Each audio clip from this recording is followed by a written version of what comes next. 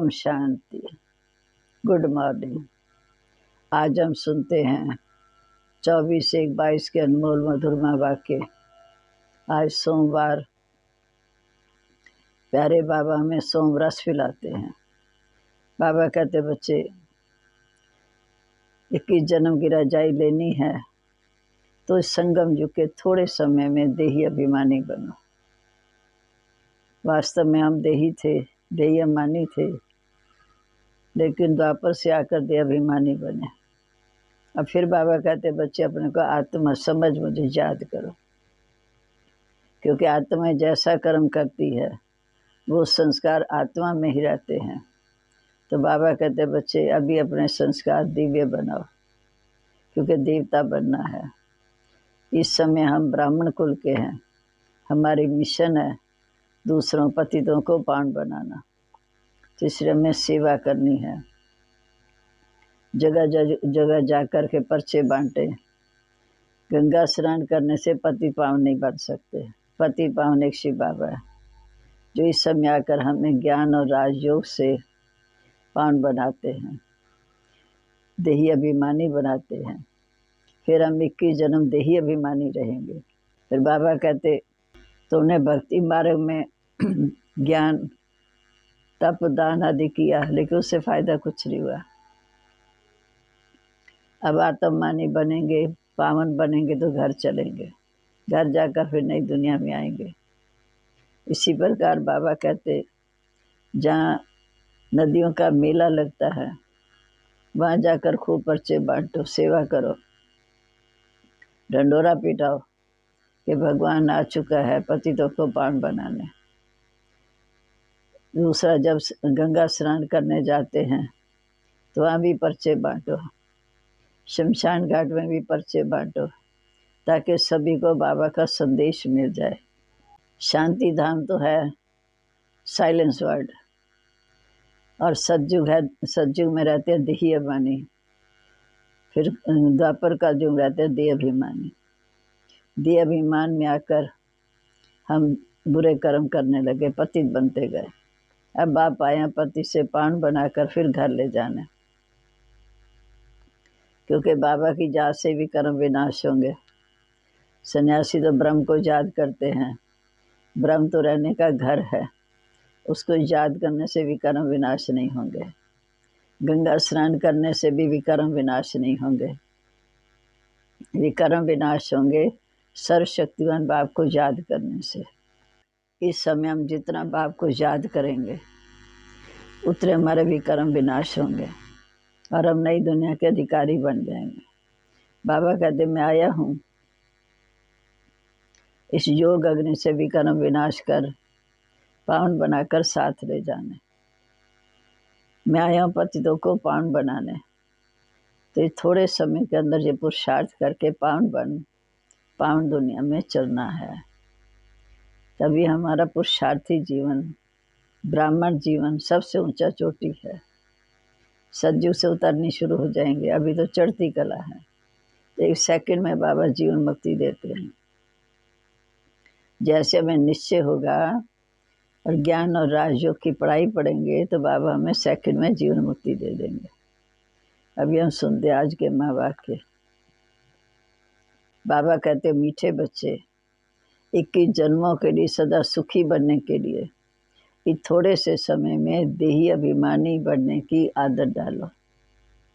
प्रश्न है, दैवी राजधानी स्थापन करने के लिए हर एक को कौन सा शौक होना चाहिए? दैवी राजधानी स्थापन करने के लिए हर एक को कौन सा शौक होना चाहिए?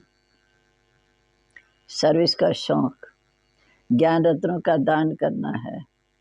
तुम्हारी ये मिशन है पतितों को पावन बनाने की। इसलिए बच्चों को रजाई की वृद्धि के लिए खूब सर्विस करनी है। जहाँ भी मेले आदि लगते हैं, लोग स्नान करने जाते हैं, वहाँ पर्चे छपाकर बांटने हैं, ढिंडोरा पीटना। गीत है, तुम्हें पाके हमने जहाँ पा लिया, जमी तो जमी आसमां पा लिया। ओम शांति।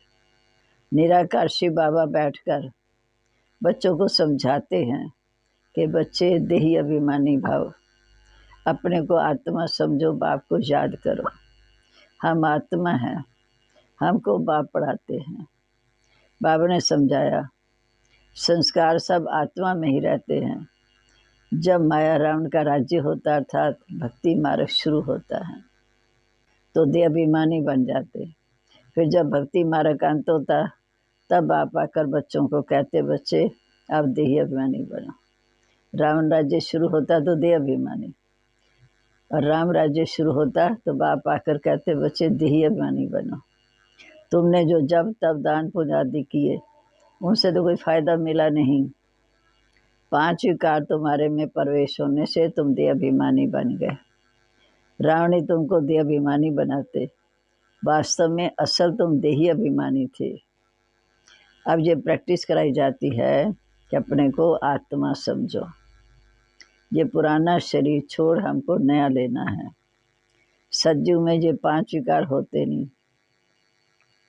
देवी देवता जिनको श्रेष्ठ पावन कहा जाता वह सदैव आत्म अभिमानी होने के कारण 21 जन्म सदा सुखी रहते हैं। आत्म अभिमानी रहने के कारण 21 जन्म सदा सुखी रहते हैं। फिर राम राज्य होता देहाभिमानी बन जाते। इनको कहते हैं सोल कॉन्शियस और इसको कहते हैं बॉडी कॉन्शियस। निराकारी दुनिया माना परम धाम में तो सोल कॉन्शियस बॉडी कॉन्शियस का सवाल ही नहीं, वो तो है ही साइलेंस वर्ड। ये संस्कार संगम युग पर ही होते हैं। तुमको देह अभिमान से देही अभिमानी बनाया जाता है। सतयुग में तुम देही अभिमानी होने के कारण कोई दुख नहीं होता, क्योंकि नॉलेज है कि हम आत्मा हैं। जहाँ तो सब अपने को देह समझते, बाप आकर समझाते बच्चे अब देही अभिमानी बनो, जिससे तुम्हारे विकर्म विनाश हो जाए और तुम विकर्मा जीत बन जाएंगे। वहाँ शरीर भी है, राज्य भी करते हो तो आत्म अभिमानी होकर, ये तुमको यहाँ शिक्षा मिलती है। इससे तुम आत्ममानी बन जाते हो, सदैव सुखी बन जाते हो। बाबा कहते मुझे याद करो जिससे तुम्हारे विकर्म विनाश हो। गंगा स्नान जाकर करते, परंतु वह कोई पतित पावनी नहीं है, ना उनसे योग अग्नि है जिससे विकर्म विनाश हो। ऐसे मौके पर तुम बच्चों को सर्विस करने का चांस मिलता है। जैसा समय वैसी सर्विस। कितने ढेर मनुष्य स्नान करने जाते हैं। कुंभ के मेले पर सब जगह स्नान करते हैं। कोई सागर पर, कोई नदी में भी जाते तो पर्चे सबको बांटने चाहिए। पॉइंट सिर्फ ये हो कि बहनों और भाइयों विचार करो, पतित पावन ज्ञान का सागर या उनसे निकली ज्ञान नदियों द्वारा तुम पावन बन सकते हो, या पानी के सागर से या नदियों से पावन बन सकते हो। इस पहेली का हल किया तो सेकंड में तुम जीवन मुक्ति पा सकते हो। राज्य भाग का वर्षा भी पा सकते हो। ऐसे ऐसे पर्चे छपाकर बांटने चाहिए। ऐसे नहीं कि एक दिन स्नान करने से पावन बन जाएंगे। स्नान तो जन्म जन्मांतर करते हैं, सतयुग में भी करते थे स्नान, वहाँ तो है ही पावन। यहाँ तो ठंडी में बहुत तकलीफ लेकर जाते हैं स्नान करने, तो उनको समझाना है, अंधों की लाठी बनना है, माना सबको रास्ता बताना है, सुजाग करना है। पतित पावन आकर पावन बनाते, ऐसे दुखियों को रास्ता बताना है। जिनकी बुद्धि में ज्ञान का नशा चढ़ा हुआ है उनकी बुद्धि काम करेगी। एक ही पॉइंट मुख्य है, आकर समझो कि सेकंड में बाप से मुक्ति, जीवन मुक्ति का वर्षा कैसे मिलता है। मुख्य सेंटर की एड्रेस डाल दो, फिर पढ़ें या ना पढ़ें। तुम बच्चों को त्रिमूर्ति के चित्र पर भी समझाना है कि ब्रह्मा द्वारा स्थापना तो जरूर होनी है। दिन प्रतिदिन मनुष्य समझते जाएंगे कि बराबर विनाश सामने खड़ा है। यहाँ झगड़े आदि तो और ही बढ़ते जाएंगे। मलकियत के ऊपर कितना झंझट करते हैं। जो अच्छी रीति भगवान आदि पढ़े होंगे, जो अच्छी रीति भागवत आदि पढ़े होंगे, वह समझेंगे बराबर ये तो पहले भी हुआ था। भगवानुवाच मुझे याद करने से ही तुम्हारे विकर्म विनाश होंगे। जहाँ जहाँ भी तुम्हारे सेंटर्स हैं, विशेष मौके पर पर्चे छपाकर बांटने चाहिए। मेले भी बहुत लगते हैं, ढेर मनुष्य आते हैं, परंतु समझते कोई मुश्किल है। पर्चे बांटने के लिए ऐसी जगह खड़ा रहना चाहिए, क्योंकि ये है ज्ञान रतन। सर्विस का बहुत शौक रखना है। हम अपनी दैवी राजधानी स्थापन करते हैं। यह मनुष्य को देवता अथवा पतितों को पावन बनाने की मिशन। ये भी तुम लिख सकते हो कि बाबा ने समझाया, मन मना भव, मन मेरी याद में लगाओ। पतित पावन बेहद के बाप को याद करो, जिससे विकर्म विनाश हो। यात्रा की पॉइंट भी तुम बच्चों को बार बार समझाई जाती है कि बाप को बार बार याद करो। सिमर सिमर सिमर सुख पाए, कलह क्लेश मिटे सब तन के, अर्थात तुम एवर हेल्दी बन जाएंगे। बाबा ने मंत्र दिया कि मुझे सिमरो, अर्थात याद करो। ऐसे नहीं कि शिव शिव बैठकर सिमरो। वास्तव में रुद्रमाला, शिव और शालिग्राम, ऊपर में शिव, बाकी यहाँ छोटे छोटे दाने अर्थात आत्माएं। आत्मा इतनी छोटी बिंदी है। काले दानों की भी माला होती तो शिव की भी माला बनी हुई है। आत्मा को अपने बाप को याद करना है, बाकी मुख से शिव शिव बोलना नहीं है। शिव शिव कहने से बुद्धि योग माला की तरफ चला जाता, और शिव शिव कहने से कोई विकर्म विनाश नहीं होते। विकर्म तब विनाश होंगे जब संगम पर डायरेक्ट शिव बाबा आकर मंत्र देते हैं। डायरेक्ट शिव बाबा आकर हमें मंत्र देते हैं मन मना भाव का, उसकी याद से विकर्म विनाश होंगे। बाकी और कोई कितना भी बैठ शिव शिव कहे, लेकिन विकर्म विनाश नहीं होंगे। काशी में जाकर रहते तो शिव काशी कहते रहते। कहते हैं काशी में शिव का प्रभाव है। शिव के मंदिर तो बहुत आलीशान बने हुए हैं। ये सब भक्ति मार्ग की सामग्री है। फिर बाबा ने कहा, तुम समझा सकते हो कि बेहद का बाप कहते, मेरे साथ योग लगाने से तुम पावन बनेंगे। बच्चों को सर्विस का शौक होना चाहिए। बाप कहते, मुझे ही पतितों को पावन बनाना है, तो बच्चे भी पावन बनाने की सर्विस करो। पर्चे ले जाकर समझाओ, बोलो इनको अच्छी रीति पढ़ो। मौत सामने खड़ा है, ये दुखधाम है। अब ज्ञान स्नान एक ही बार करने से सेकंड में जीवन मुक्ति मिल सकती है। ज्ञान स्नान एक ही बार करने से सेकंड में जीवन मुक्ति मिल सकती है। फिर नदियों में स्नान करने भटकने की क्या दरकार। हमको सेकंड में जीवन मुक्ति मिलती है। बच्चों को सर्विस का बहुत शौक होना चाहिए। पहलियां जो बनाई वो सर्विस के लिए। बहुत हैं जिनको सर्विस का शौक ही नहीं है, ध्यान ही नहीं आ जाता कि हम सेवा करें।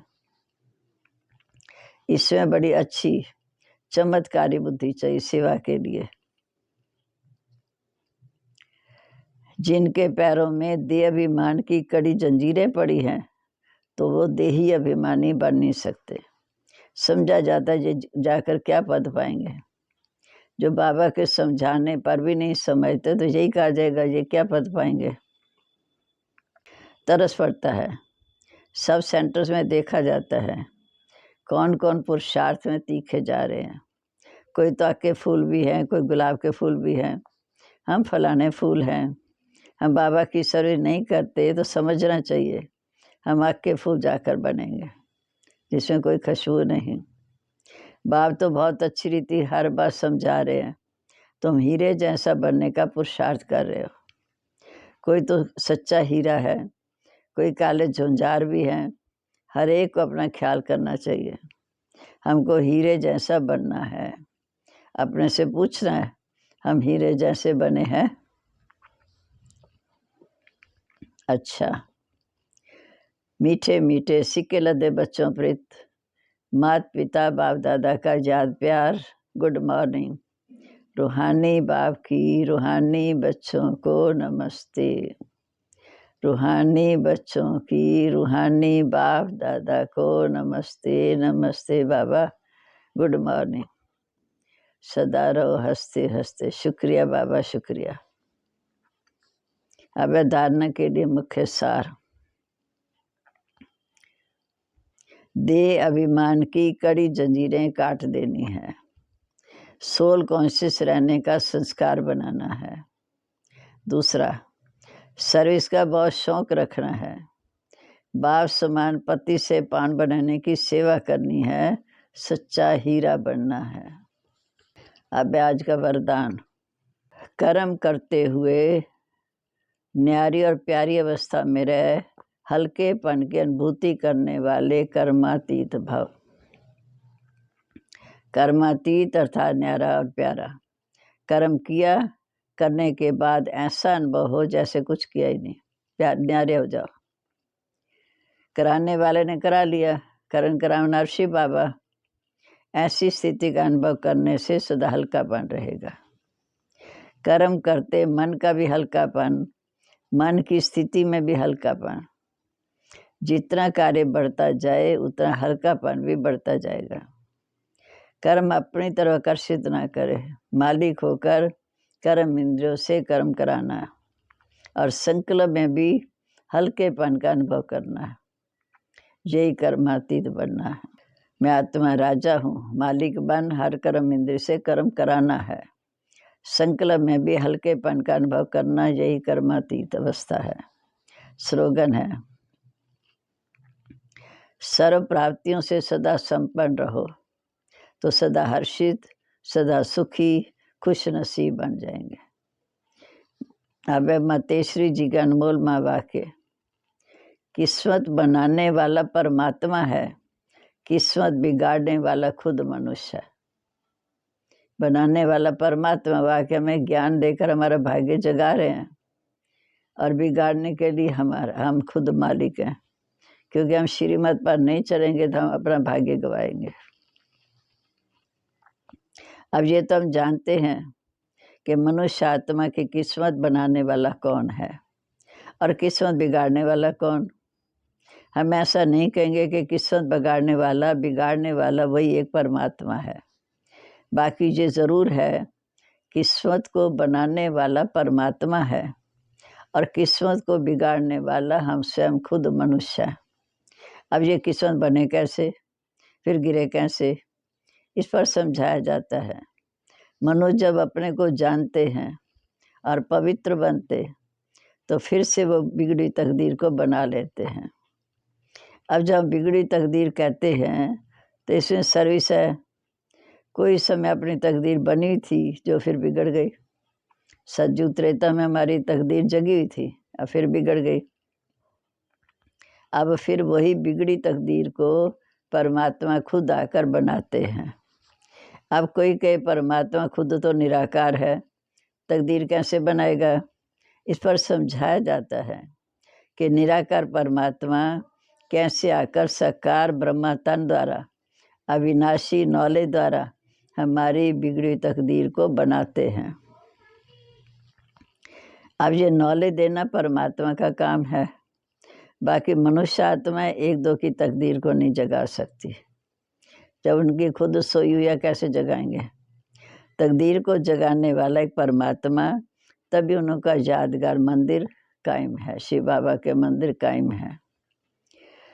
अच्छा जी, अब लवलीन स्थिति का अनुभव करना। जिस समय जिस संबंध की आवश्यकता हो उसी संबंध से भगवान को अपना बना लो। चाहे बाप बना लो, चाहे टीचर बना लो, सखा बना लो, बंधु बना लो, बच्चा बना लो। जिस संबंध से आवश्यकता हो उसी संबंध से भगवान को अपना बना लो। दिल से कहो मेरा बाबा और बाबा कहे मेरे बच्चे। इसी स्नेह के सागर में समा जाओ। ये स्नेह छत्र छाया का काम करेगा, इसके अंदर माया आ नहीं सकती। ओम शांति। आज बाबा ने बहुत अच्छे वाक्य सुनाए। हम अपनी बिगड़ी तकदीर को बनाएं, जागृत करें, दूसरों की सेवा करें, हर एक का भाग्य जगाएं और एक बाबा को याद कर विकर्म विनाश करें तो सेकंड में जीवन मुक्ति का वर्षा पाने के अधिकारी बने। बाबा के स्नेह में एकदम चिपक जाओ।